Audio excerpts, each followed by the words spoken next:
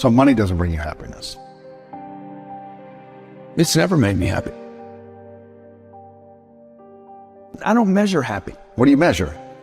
I measure accomplishments. I measure targets. I measure, who I'm helping, things that I can actually physically measure. The reality is most of us don't dream big.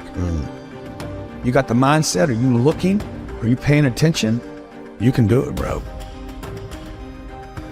You got to give something up. It's not you have to add something. You always have to give something up. Really? I've never been able to go from here to there and not give up something. They got me here. If you're going to go from zero to a millionaire, when you get to a millionaire, if you want to go to the next level, you want to go to 10 million, you will have to give up the millionaire life. That's why I said I got to hold myself accountable to the goal. I'm going to have to keep reselling myself on this goal. People want to create wealth for themselves. It's not just money, it's people. Not how much money I have. I mean, we all know about the wealthy person that has no friends. He's on a yacht by himself. And that's not wealth, right?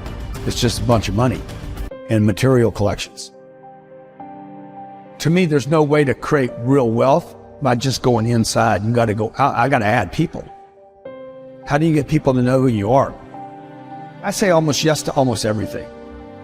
Why do you say yes to everything? Because it connects me to another person. I need people to get to know who I am. I'm going to become somebody. I want to contribute more. I don't think about I want to be more happy. I'm not thinking about joy. I'm not thinking about contentment. I'm thinking about action. I want the action. I want the grind. I want the possibility. I want legacy. I'm trying to figure out how to extend 100 years. How could Grant Cardone still be relevant in 21, 23? Do I want more happiness? Dude, I want more time is what I want. And I want more health.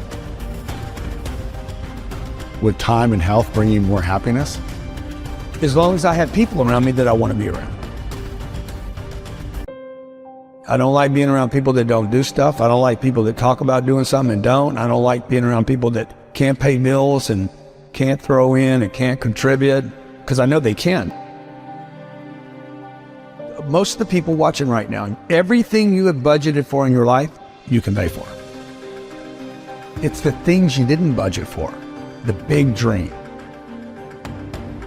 But everything else, you got covered. Everything people pay attention to. House note, car note, electric bill, water bill, basics. Everything gets covered. What if you just added a whole bunch of other stuff to the list? What if we were all brought up to say, hey, we're going to cover all this stuff? People would be even more productive. What would you say are the top 3 ways, the best ways to multiply money then? Get rid of it. You got to get rid of it. First, you got to make it. I got to collect it. I got to collect some. Then I got to figure out, okay, this pays for this basic living. Everything above that, don't spend any more money. Like the rest of it, if this is $4,000 and I make 7, the entire 3 has got to go into investments. Every month. Every single month. At some point, you got to quit being a saver and got to start being an investor. This is what we should have been taught in school, man. This is what we should have been taught as kids. Like, how do I do money? You do it with time. Okay, you don't do it with a job. You're not going to get $823,000 a year at a job. There's no job that's going to hire you and pay you $823 without you having to go back to college and spend time and invest money. It just doesn't work like that. What do you think people in the middle class are doing that they should shift in their mindset in order to start getting out of that? Well, you don't borrow money to go to college. Why would you trade 5 or 6 or 7 years of the income? Time is money. So I wouldn't go to college. I would never buy a home. I would never put debt on a home. If I bought a home, I wouldn't put debt on it. And these are nevers for me on the come up. On the come up, yeah. On the come up. Once you have the cash. Once you're wealthy and you want to go buy homes and buy yachts and stuff, we'll do whatever you want to do. But on the come up, you would never spend your income. You would never spend primary income on improving the quality of your life. You would only invest And that's what I'm trying to teach my kids. Like Sabrina's, I let her pay all the bills. I've been doing this since she was probably 6. You pay the bill. We don't give them an allowance. I don't think any kid should be given an allowance. Interesting. Why not? If they want money, they become an employee of the company. They work for the company. We give them a series of things to do. We pay them once a year. Okay, we give them a big check at the beginning of the year. That money goes into Cardone Capital. Wow. And they live off the distributions. Come on. Sometimes they'll get a bonus for doing extra stuff.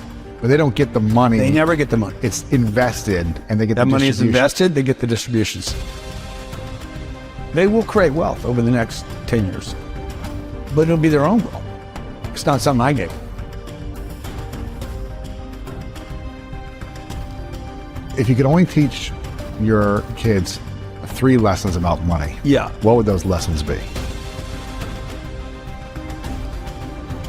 People. Number one, meet people. No one's a stranger. The money's a people game. 2, once you get it, don't lose it. And number 3, invest in things where you can never lose your capital. Now, the person watching this, she's a waitress and she's got 2 kids at home. She's like, I'm never gonna make 800. It's because you already gave up on the idea. Like you never said that's the target, and you keep thinking you got to wait tables, and you quit already. How many people are in debt in America? 40% of people that make $1 million a year still are living paycheck to paycheck. 40%? 40%. But that's not because of inflation. That's because they spent money they shouldn't have spent. They thought they were entitled to because they're millionaires. They live above their means. They live above their investments, not their means. How can we shift the relationship to money that we have so we can have a better experience emotionally and spiritually about money? Anything you're hiding, you're going to have problems with. The secret keeps you sick. First thing I look at every day is my money. I have a great relationship with my money. I'm not just going to think about it. I'm going to be somebody today. I'm going to grow into who I should be. What I've done already is impossible. From where you came from and all these From things. where I yeah. came from, I should be dead. I should have been dead at 25 years old. Or in jail. Messed up forever. Instead I became this guy. And I mean, I'm grateful. And I don't know that I had any breaks. When people say, oh, you had luck, I'm like, You grinded, right? I've been grinding. And I'm proud of the grind. But I wanted to turn into something more than money. So I'm going to feel good about a lot of places I go to and a lot of people I meet. Because I made more contributions than I didn't. I gave more than I took.